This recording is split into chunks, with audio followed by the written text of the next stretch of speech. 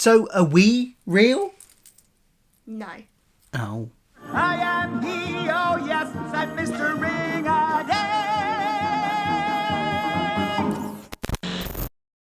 Hello, welcome to Culture Filter. I am Phil, the Phil in Filter, and these are my kids who have just watched Doctor Who with me, and we're going to review the latest episode of Season 2, Lux. Non-spoiler reviews, no plot details to start with, but just generally, did you like this episode?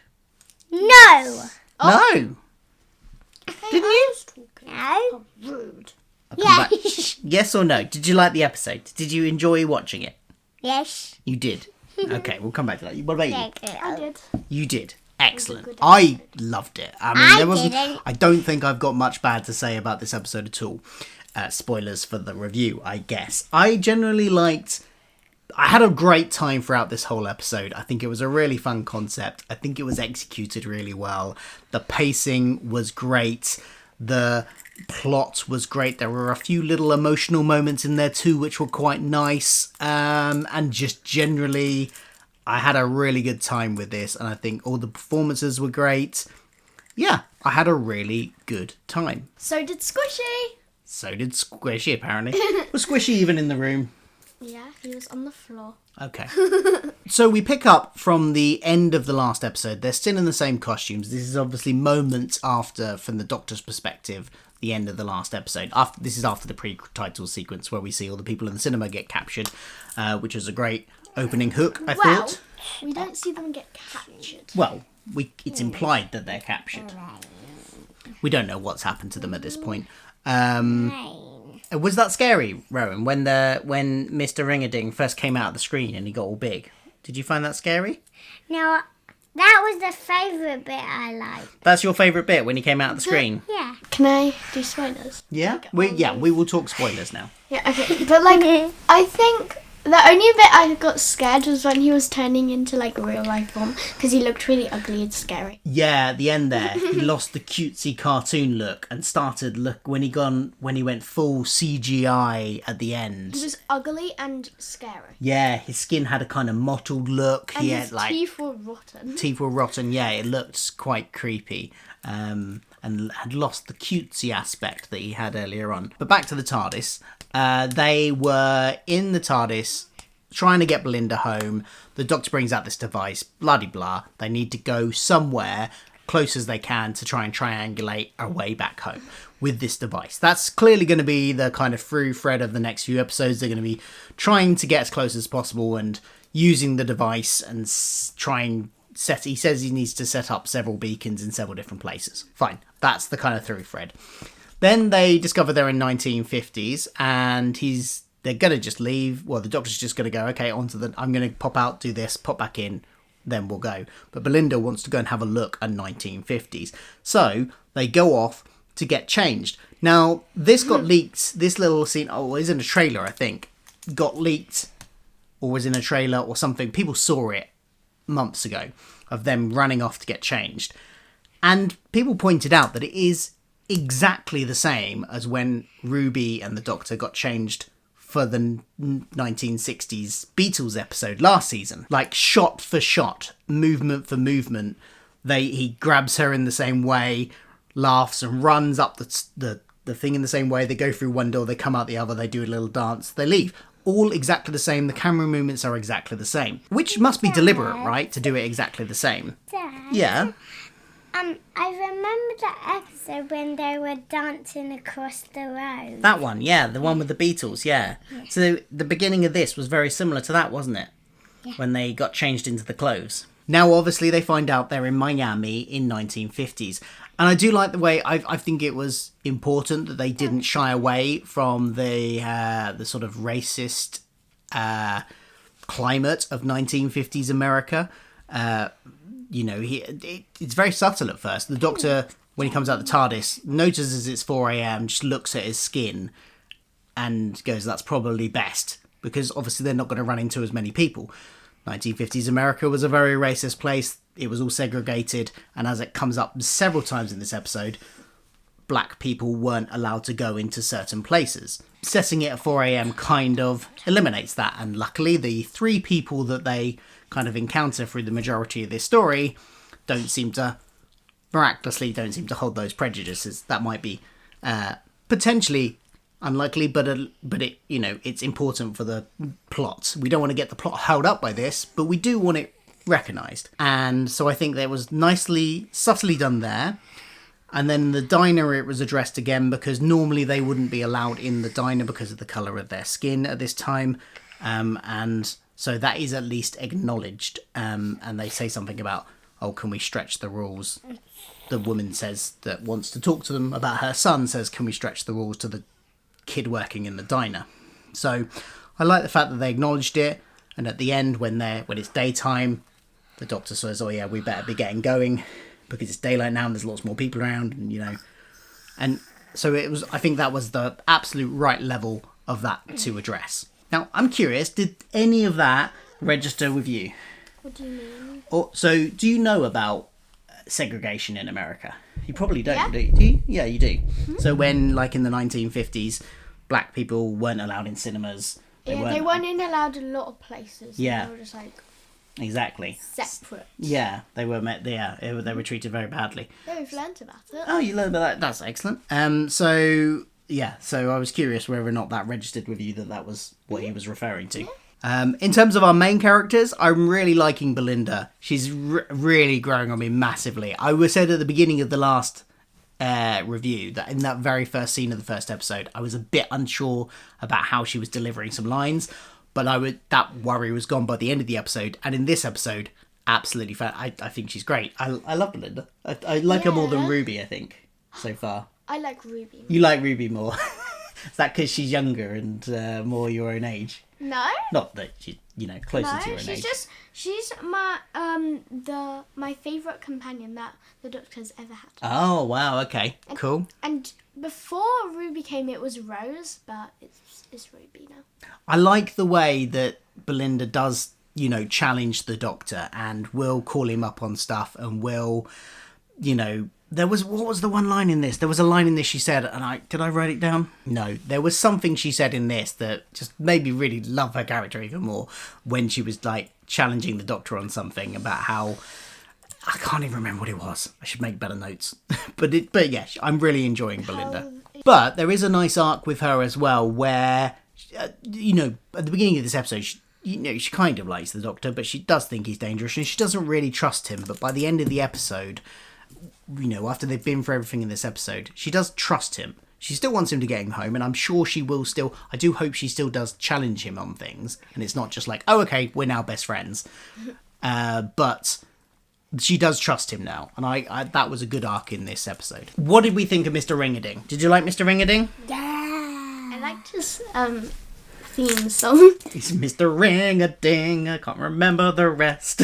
And his catchphrase, don't make me laugh. And his laugh is, of course, the same as the creepy dummy that the toy maker had. So, what was it again? Ha ha ha ha ha ha. That sounds more like a Christmas song.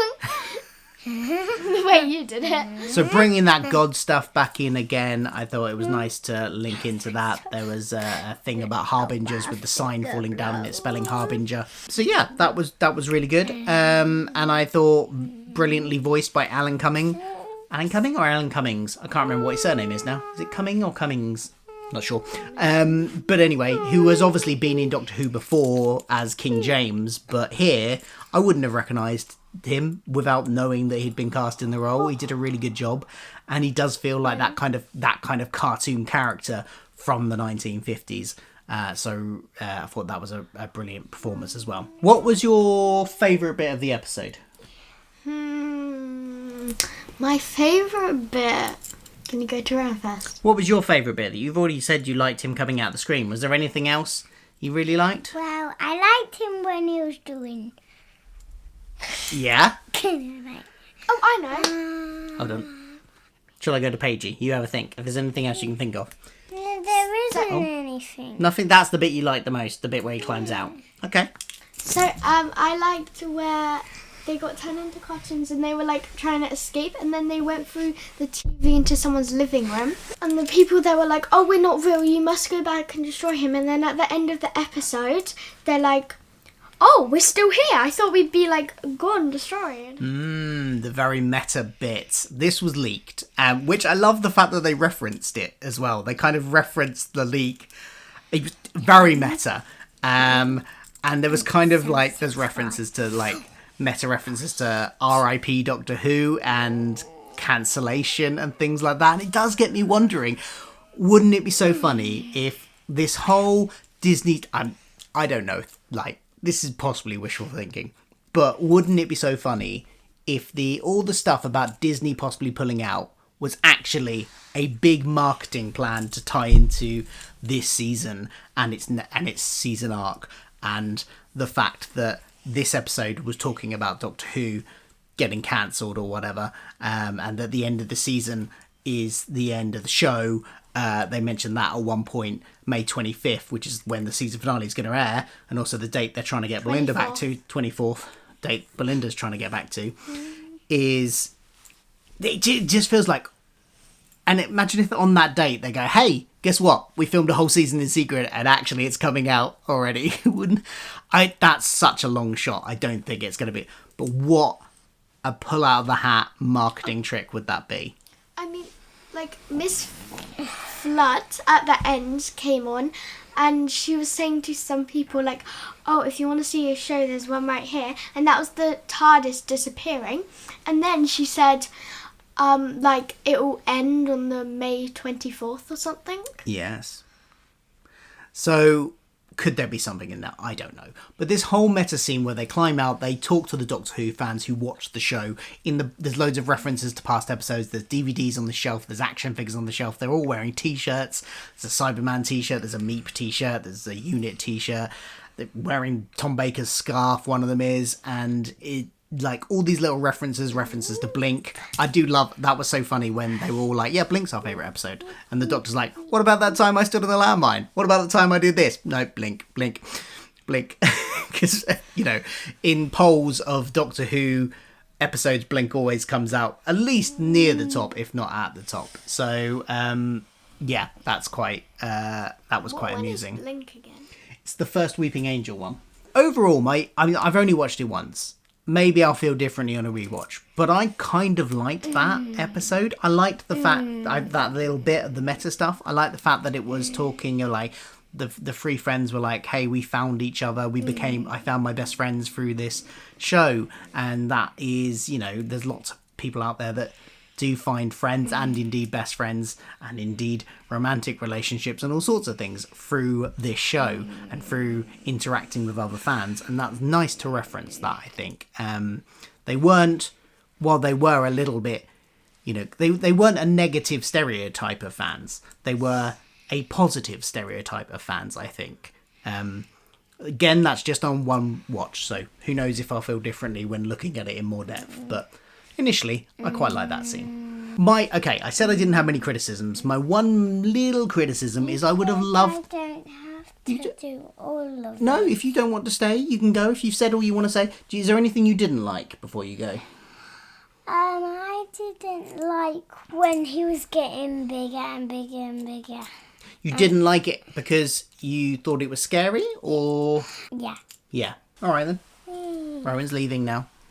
He's Goodbye, going to little go boy. make some key rings, apparently. So my one little criticism I had is that I understand why, but I would have liked to have seen the Doctor and Belinda as cartoons a little bit more. I kind of felt it was kind of over and done with quite quickly. What did you think?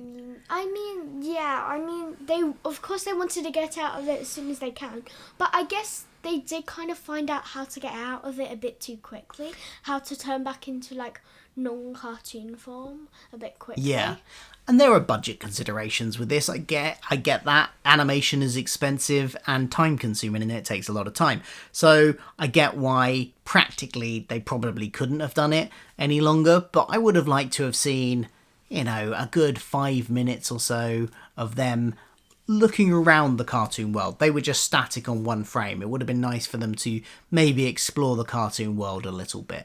But, you know, I get why that they didn't. It's behind the scenes budget reasons, probably. And also, you've got a lot of other stuff to fit into the episode, so time-wise, maybe they didn't have the time for it as well.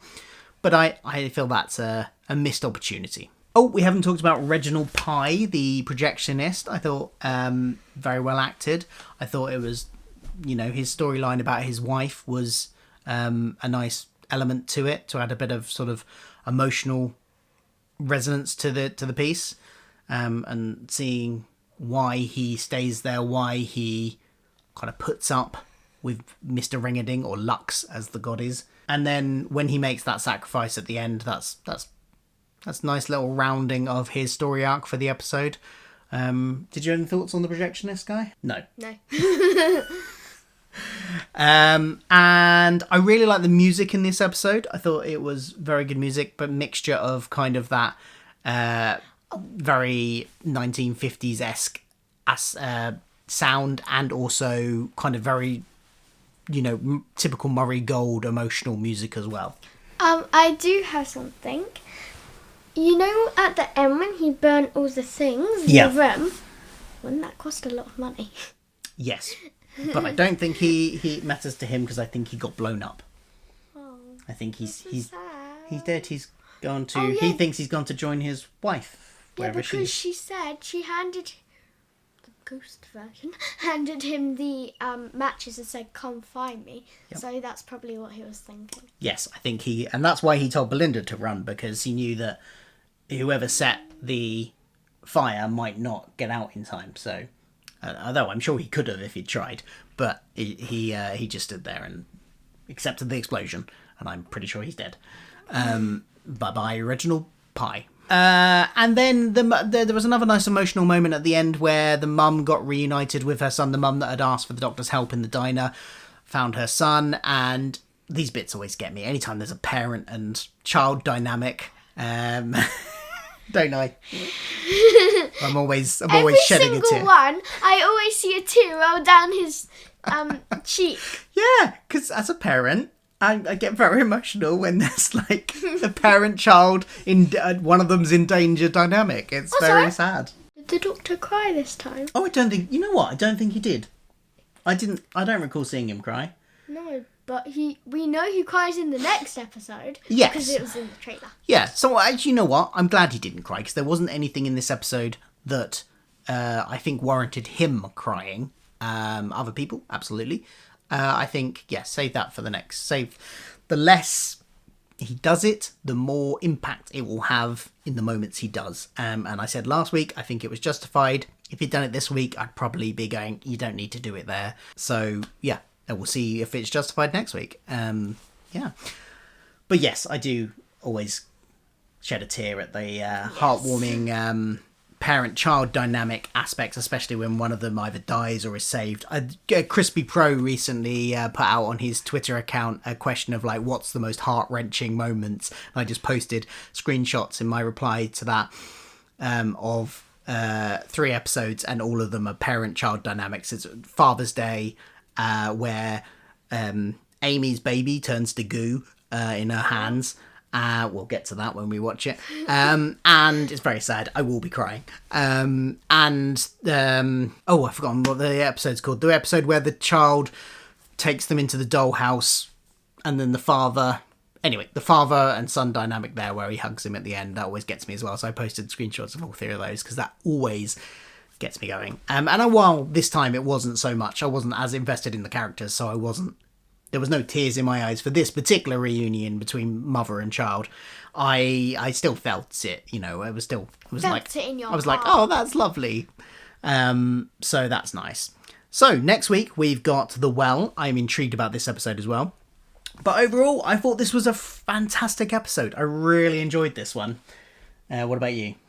It's not my favourite episode, but with the doctor that we have at the moment. Right. But it was still a pretty good episode. Cool. What is your favourite one so far? Probably one of the ones with Ruby. Right. You really liked the Goblin one, didn't you? The first one he was in. Yeah.